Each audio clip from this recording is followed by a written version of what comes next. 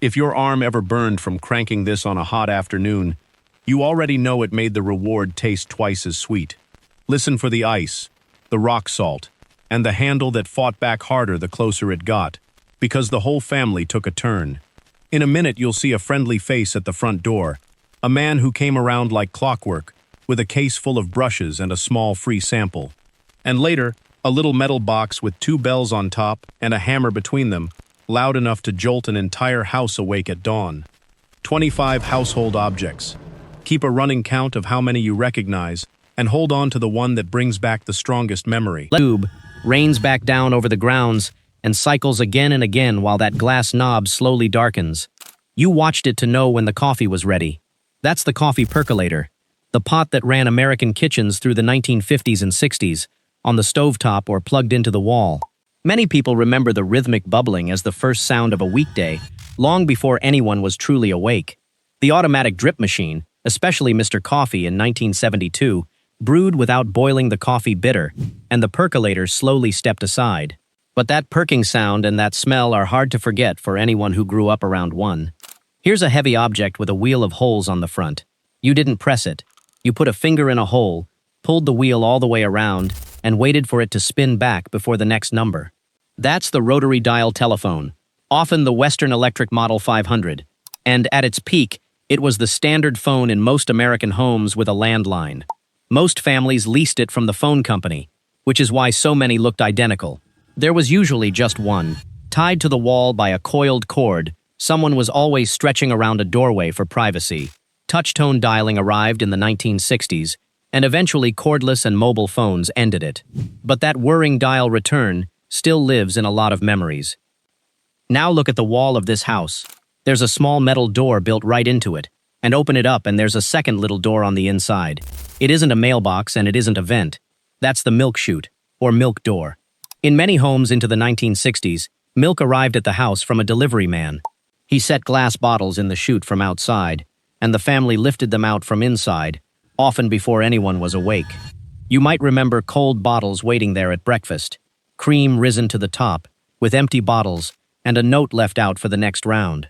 Supermarkets and home refrigeration ended most delivery, and today people buy old houses and find these little doors painted shut. This one came out on one day of the week, and it worked with a hot iron, a slim bottle, often ceramic, with a sprinkler head on top and sometimes a cheerful painted face. That's the laundry sprinkler bottle.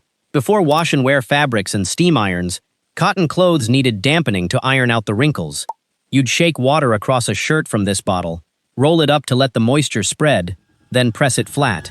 Many people remember ironing as its own weekly ritual, a basket of sprinkled, rolled clothes waiting beside the board. Steam irons and easy care synthetics made the sprinkler unnecessary, but plenty of viewers can still picture that bottle sitting on the ironing board. Getting a clear picture out of this often meant standing perfectly still, holding 2 thin metal rods at just the right angle, while everyone else shouted, "There! Stop! Don't move!" You already know this is the television antenna, either the rooftop aerial or the tabletop rabbit ears on top of the set. You angled and extended them for each channel, and when the picture still rolled, someone might wrap the tips in aluminum foil for a little more reception. This was simply how nearly every home got broadcast TV for decades. Cable, then satellite, then the digital transition changed everything. But the real memory is the family debate over who had to stand and hold the antenna during the best part of the show. Here's a small hand tool with a crank on the side and a rounded cup at the top. A younger viewer might guess a coffee grinder. It's simpler than that, and it lived in almost every kitchen drawer. That's the rotary egg beater. You turned the crank, the gears spun 2 whisks, and you beat eggs or cream by hand, no electricity required. It was a familiar sight in 1960s kitchens, right alongside the flour sifter and the potato masher. Making a cake meant real arm work, cranking steadily until the batter was smooth. Electric hand mixers and stand mixers gradually took over the job, but the beater didn't vanish so much as retire quietly to the back of the drawer, still turning up in kitchens today. This next one hung on the outside of a house or clipped to a wall by the wash tub, and it was covered in ridges. A younger viewer might mistake it for a decoration. That's the washboard. Before automatic machines, and even alongside early ones, you scrubbed clothes up and down against those ridges in soapy water to work the dirt out. It was hard, knuckle-scraping labor, often done over a galvanized tub. For generations, this was simply what laundry meant, a physical chore that could take up much of a day. Wringer washers and then automatic machines slowly retired it. Many older viewers may remember a mother or grandmother bent over one, and the specific sound of fabric dragging across the ribs. Here's a machine with a tub and 2 rollers mounted right on top. A younger viewer might guess a pasta maker or a small printing press. It's neither. This is the wringer washing machine, still common in many homes, and especially rural ones, into the 1960s. After washing, you fed each piece of clothing by hand between those 2 rollers to squeeze the water out before hanging it up to dry. It came with a rule every family repeated, because the rollers didn't know the difference between a shirt and a hand. Keep fingers and hair well clear. The automatic washer's spin cycle wrung clothes for you, faster and far safer. Anyone who used one still remembers being warned about those rollers. Simple wooden pins, spring-loaded or one solid piece, clipped over a line strung across the backyard. There's a smell people still chase, and these are what made it possible. Those are wooden clothespins, and in the 1960s plenty of homes had no dryer, so the clothesline was how the wash got dry. You may remember the snap of the spring, the basket of pins on the ground, and towels that came off the line stiff and smelling of sun and fresh air. Affordable electric dryers changed all of it, along with smaller yards and, in some areas, rules against visible laundry lines. The pin itself never fully disappeared, but the daily ritual did. That outdoor smell is one thing no dryer sheet has ever matched. This sat on the kitchen table, and it wasn't fabric. It was smooth, slightly shiny, and you could wipe it clean with a damp cloth. Bright florals, fruit, or checks. That's the oilcloth tablecloth. Made by coating fabric to create a waterproof surface, it shrugged off spills, grease, and the daily mess of family meals. Dust and stains wiped right off, and it stayed color-fresh through years of use. For a busy household with children, it was practical and cheerful at once, and it turned up on kitchen tables and picnic tables alike. Newer vinyl and laminated fabrics, plus changing tastes, pushed the classic oilcloth aside. But many people still associate that wipe-clean surface with the family kitchen table. Here's a smooth wooden shape, a bit like an egg, sometimes a little mushroom with a handle. A younger viewer might guess a toy or a massage tool. It's neither. That's the darning egg. It belonged to a time when a hole in a sock meant you fixed the sock, not threw it away. You slipped the wooden egg inside to stretch the fabric taut and smooth, then wove thread across the hole until it was closed. It lived in the sewing basket beside a favorite chair, and mending was often an evening task done by lamplight. What made it disappear was simple abundance, as clothing became so cheap that darning socks stopped making sense. It's a small window into a whole way of living built around repair. Look at the back wall of this old medicine cabinet. There's a thin slot cut into it, sometimes labeled razor blades. A younger viewer might call it a vent, a coin slot, or a defect. It's none of those. It's a razor blade slot, and it led straight into the hollow space inside the wall. Men shaved with double-edged safety razors, and dull-used blades were dangerous in the trash where children could find them. So you dropped each old blade through the slot, and it fell down between the studs. Gone for good. Nobody ever emptied it. Cartridge and disposable razors ended loose blades, and new homes dropped the feature. The punchline comes today, when someone renovating opens that wall and finds decades of blades piled inside. Here's a small metal box on the nightstand with 2 bells on top and a little hammer between them. It had to be wound by hand, and when it went off, the whole room knew. That's the twin-bell wind-up alarm clock. There were no batteries and no snooze button worth the name. You wound the spring at night, set the alarm hand, and in the morning that hammer rattled between the bells loud enough to jolt anyone awake. Many people remember the constant soft ticking on the nightstand and that jarring metallic clang at dawn. Electric clocks, then digital radios, then phones took over the job of waking us. But that harsh double bell ring is a sound a lot of older viewers can still hear. This came to the front door, carried by a man with a case full of brushes and household products. He wasn't a stranger, exactly. He came around regularly. That's the Fuller Brush Man, part of a whole era of door-to-door selling. He'd open his case on the porch to show brushes, cleaning supplies, and small household goods, often leaving a little sample behind. For many households, this was a normal way to shop without leaving home. Some viewers may remember the specific smells of the products and the friendly routine of the visit. Supermarkets, discount stores, and later online shopping made door-to-door selling fade. But the image of the salesman with his case at the door stayed with a generation. Here's a low wooden cabinet, long and heavy, the kind of thing that looked like furniture. A younger viewer might call it a sideboard or a TV stand. Lift the heavy lid though, and there's the turntable, usually with an AM/FM radio and speakers built right in. This is the console stereo, or hi-fi cabinet, often the centerpiece of the living room, topped with a lamp and a lace doily. You stacked records on the spindle, and they dropped one at a time to play. On a slow Sunday, the whole room organized itself around the music from that cabinet.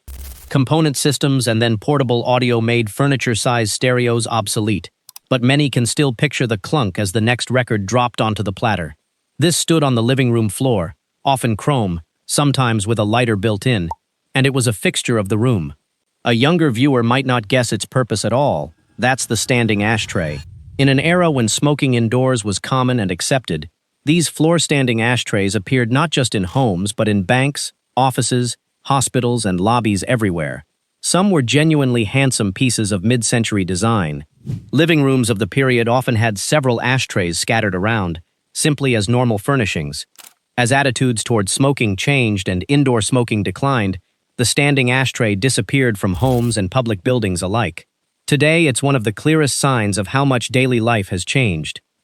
Here's a light metal tray on a folding frame, and it usually came in a matching set of 4. It appeared on a particular kind of evening. That's the folding TV tray. As families started eating in front of the television, these let everyone set a plate down in the living room without a real table. They folded flat to tuck away in a corner and popped back up at dinner time. Often they were paired with a frozen TV dinner in its own compartmented tray, eaten while watching the evening programs. Open floor plans, coffee tables, and changing habits reduced their everyday use. But for many, that folding tray is tied to the exact feeling of dinner in front of the set. This sat on the stove and announced itself with a rising whistle that got louder until someone came to answer it. That's the whistling stovetop tea kettle. Before electric kettles were common, you heated water in one of these over a burner, and the little whistle on the spout let you know, from anywhere in the house, that the water had reached a boil. Many people remember that climbing whistle as a familiar household sound, a signal to come make tea or coffee. Electric kettles and instant hot water taps handle the job faster now in many kitchens, but the whistling kettle never entirely left, and the sound still brings the kitchen straight back for a lot of viewers. Here's a hand crank on a cast metal frame with a hopper on top. A younger viewer might guess an old-fashioned pencil sharpener, scaled up. It's a kitchen tool. That's the manual meat grinder, usually clamped to the edge of the counter or table. You fed meat, and sometimes vegetables, into the hopper, turned the crank, and ground your own for meatloaf, sausage, or leftovers made into hash. In a time before pre-ground everything at the store, this was simply how many households handled meat. It took real muscle to turn.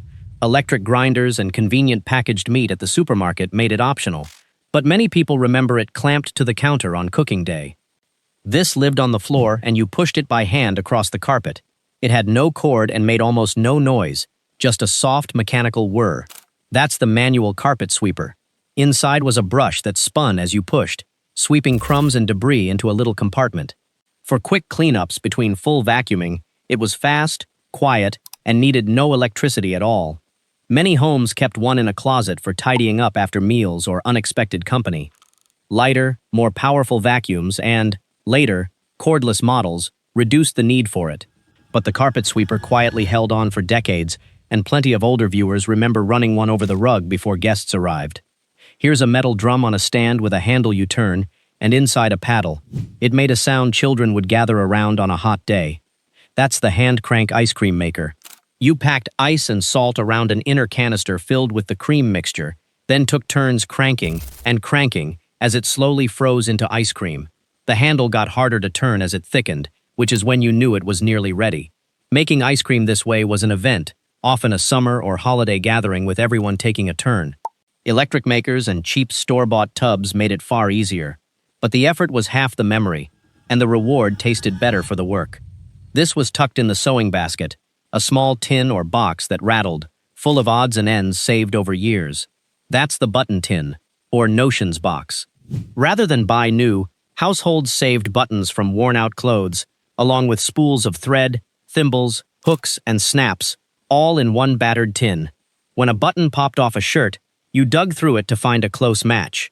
Many people remember the specific rattle of that tin and the hunt through decades of mismatched buttons. Cheap, disposable clothing and ready-made replacements made the saving habit fade.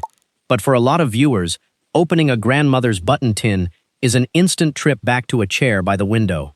Here's a machine with no engine and no cord, just two wheels and a set of curved blades that spun as you pushed it forward. That's the manual reel lawnmower, or push mower, the main lawn tool in many yards in the 1950s and 60s. The blades turned by the motion of the wheels and sliced the grass with a soft, rhythmic clicking. No gas, no motor, just effort. For many families, mowing the lawn on a Saturday meant this steady push and that unmistakable sound. Gas and later electric mowers made bigger lawns easier, but the reel mower has quietly returned in some yards, and its sound is deeply familiar to anyone who mowed this way as a child. This grew warm in the middle of a room and often stood on its own, sometimes with a faint smell that older viewers remember clearly. That's the portable kerosene or space heater, and in many homes it was how you took the chill off a room before central heating was universal. Some houses relied on a floor furnace instead, a large grate set into the floor that you learned never to stand on with bare feet. Families often gathered close to the one warm spot, dressing near it on cold mornings. Central heating, along with real safety concerns about these heaters, changed how homes stayed warm. But many older viewers remember the specific warmth and the caution of that single heat source. Stay up late enough and something strange used to happen. Television itself would end for the night. First, the national anthem played, then a circular pattern with a drawing of a headdress filled the screen, and after that, nothing but hissing snow until morning. That's the Indian head test pattern and the old sign-off ritual. In the 1950s and 60s, stations didn't broadcast around the clock. When programming ended, they played the anthem, put up a test pattern that helped calibrate the picture, and went silent for the night. Picture falling asleep on the couch with the set still on, and waking to a screen full of static, the surest proof you'd made it to the very end of the broadcast day. 24-hour programming, then cable and digital, ended the nightly sign-off for good. It captures a gentler pace, a time when even the television went to sleep. None of these objects became strange because they were poorly made. They became strange because the routines around them quietly changed, one convenience at a time.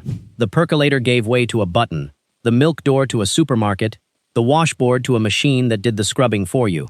The objects slipped out of our kitchens, laundry rooms, and living rooms, but the memories attached to them stayed right where they were. So, how many did you recognize before the reveal, and which one brought back the strongest memory? Leave it below, and if this brought back a few, consider subscribing for the next trip through the everyday past.